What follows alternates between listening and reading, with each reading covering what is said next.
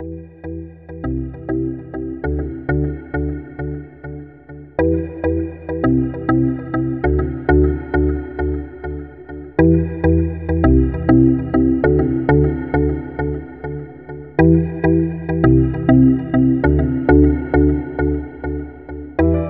à toutes et à tous, soyez les bienvenus sur le plateau de l'interview juridique du mois, émission qui vous est proposée par FDV TV en direct de l'Université Jean Moulin Lyon 3. Alors comme vous le savez, elle consiste en l'approfondissement d'un point de droit d'actualité par un spécialiste. Alors ce mois-ci, c'est le droit des affaires qui a retenu notre attention puisque après l'EURL, le ARL, alors c'est le signe d'entreprise unipersonnelle, eh bien on connaît moins bien l'EIRL, l'entrepreneur individuel à responsabilité limitée, tel que prévu par un projet de loi adopté définitivement par le Parlement le 12 mai 2010. Alors, cette structure est censée répondre à une des problématiques des entrepreneurs en nom propre, à savoir protéger leur patrimoine personnel en cas de procédure collective. Alors, l'EIRL avait été annoncé en décembre 2009 par le Premier ministre François Fillon. Christine Lagarde et Hervé Novelli ont engagé cette réforme dans le but d'inciter à la création d'entreprises et de rapprocher le régime de l'entreprise individuelle avec celui des sociétés et en particulier celui de l'EURL. Alors, pour nous entretenir à ce sujet, eh bien, nous sommes ravis d'accueillir M. Franck Marmoz. Alors, vous êtes directeur de l'Institut d'études judiciaires de Lyon, l'IEJ. Monsieur Marmoz, bonjour. Bonjour mademoiselle Broisen. Merci d'avoir accepté notre invitation. C'est moi qui vous remercie. Alors l'usage veut que 3 questions vous soient posées. Alors je vais commencer par la première qui je dirais tout simplement qu'est-ce que l'EIRL, en quoi consiste cette structure? Alors l'EIRL c'est l'entrepreneur individuel à responsabilité limitée qu'il ne faudra à l'avenir pas confondre avec l'EURL qui est une SARL avec un seul associé, donc qui elle est une société. L'EIRL a été définitivement adopté par le Parlement, donc le 12 mai 2010, comme vous l'avez dit. Le texte est actuellement en cours d'examen devant les sages du Conseil constitutionnel. Et cette loi a été adoptée pour répondre aux besoins des milieux professionnels qui considéraient qu'ils avaient besoin d'une nouvelle technique d'organisation de l'entreprise, destinée en réalité essentiellement aux petites entreprises, dites entreprises de subsistance, qui sont destinées à fournir essentiellement des revenus pour l'entrepreneur et sa famille en réalité. Voilà quel est un petit peu le panorama général de l'EIRL pour répondre à votre première question. D'accord. Alors, donc c'est un besoin, vous le disiez, des milieux professionnels, donc notamment les artisans. Alors pourquoi étaient-ils demandeurs, vous l'avez dit, de cette structure? Alors si j'ai bien compris, elle est destinée aux entrepreneurs individuels, alors qu'ils soient en micro-entreprise ou non, et aux auto-entrepreneurs. Alors toutes les entreprises ne seront pas des EIRL. Alors est-ce que peut-être vous pourriez nous montrer un petit peu quels sont les avantages de cette EIRL, puisqu'elle était finalement demandée? Oui, alors il y a beaucoup de choses dans votre question, beaucoup de choses. Alors la première, c'est à qui est-elle destinée? Alors d'abord, elle est destinée à tous les entrepreneurs individuels, c'est-à-dire aux personnes qui veulent entreprendre seuls, mais quel que soit leur domaine d'activité. C'est-à-dire qu'ils peuvent être commerçants, ils peuvent être artisans, mais aussi professionnels libéraux. Par ailleurs, ils peuvent déjà très bien avoir le statut dont on a beaucoup entendu parler, le statut d'auto-entrepreneur, qui pourra se cumuler avec le statut d'EIRL. Donc voilà pour les destinataires. En revanche, elle n'est pas destinée aux personnes morales, puisqu'une personne morale ne pourra pas créer d'EIRL, et on ne pourra avoir qu'une seule EIRL par personne physique jusqu'en 2013, pour des raisons techniques que je vais évacuer dans ce cadre, si vous me le permettez. Bien sûr. Voilà un petit peu à qui elle est destinée. D'accord.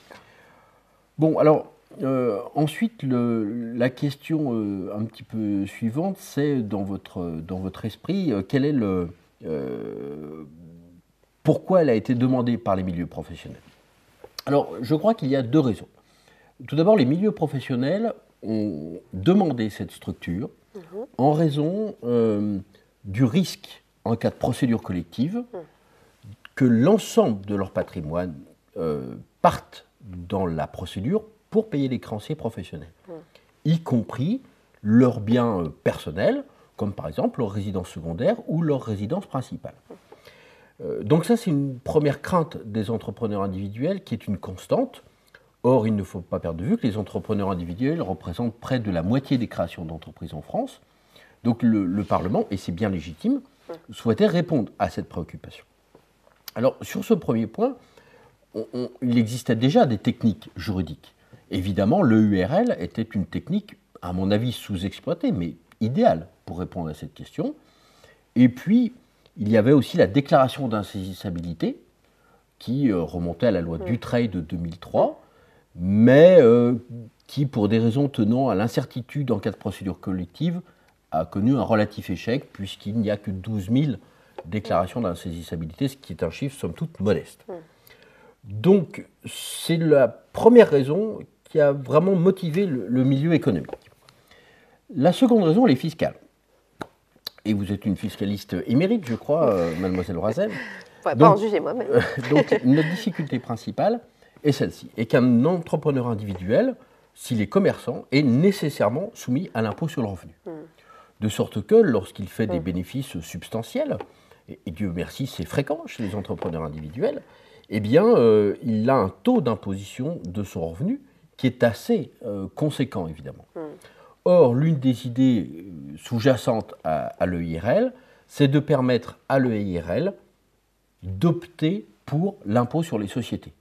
Or, il y a un taux qui est assez faible, finalement, puisque c'est un taux d'environ 15% pour les bénéfices qui n'excèdent pas 38 000 euros à peu près, c'est des chiffres approximatifs, mais c'est l'idée, de manière à permettre aux entrepreneurs individuels qui ont une entreprise de subsistance, là encore, d'être imposés à un taux faible.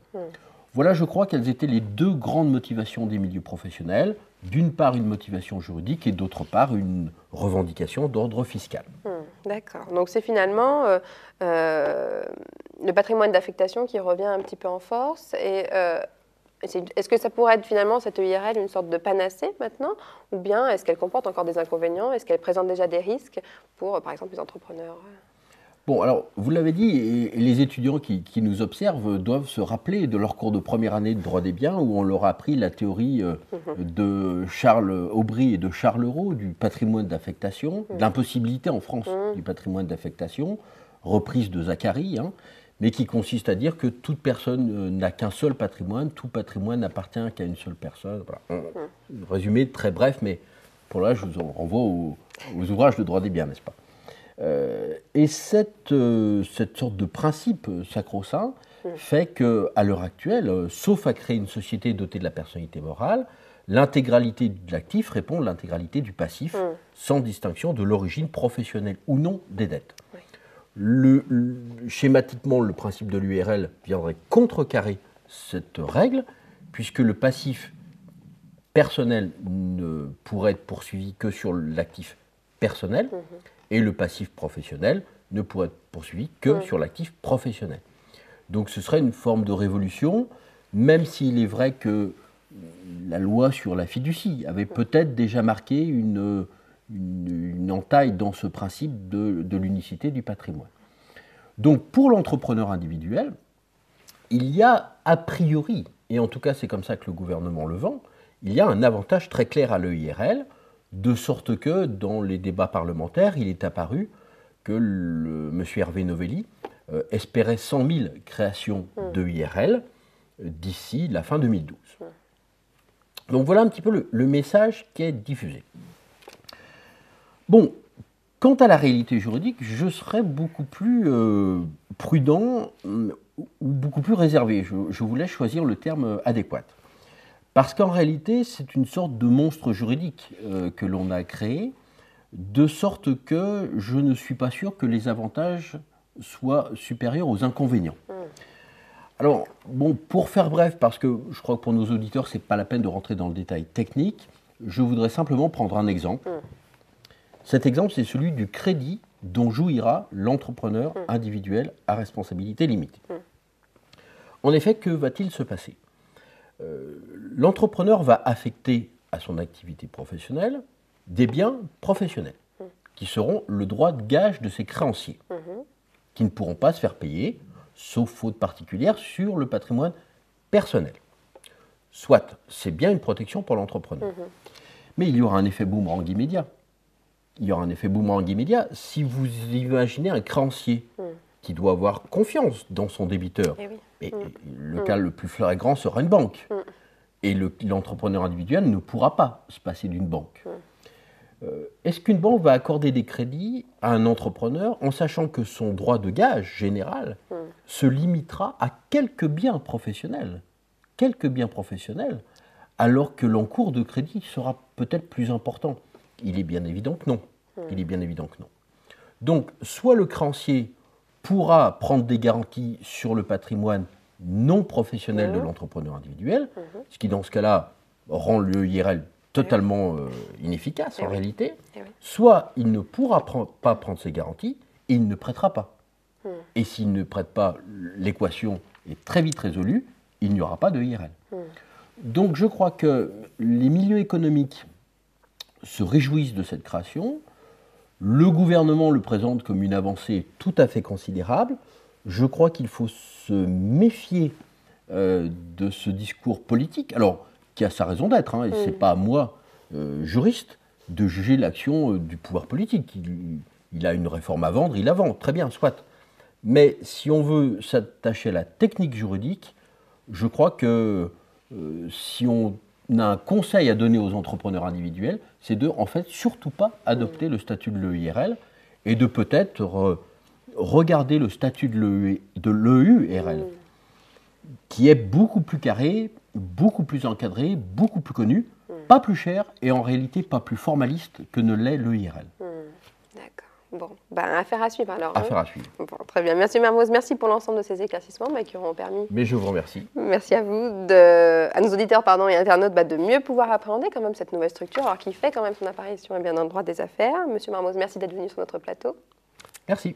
Et avec vous, s'achève finalement la dernière interview juridique de l'année universitaire 2009-2010. Je vous souhaite donc à toutes et à tous une très bonne fin d'année, des vacances agréables et enrichissantes. Je vous donne donc rendez-vous l'année prochaine pour de nouvelles interviews juridiques. Et n'oubliez pas d'ici là de laisser libre cours à votre curiosité.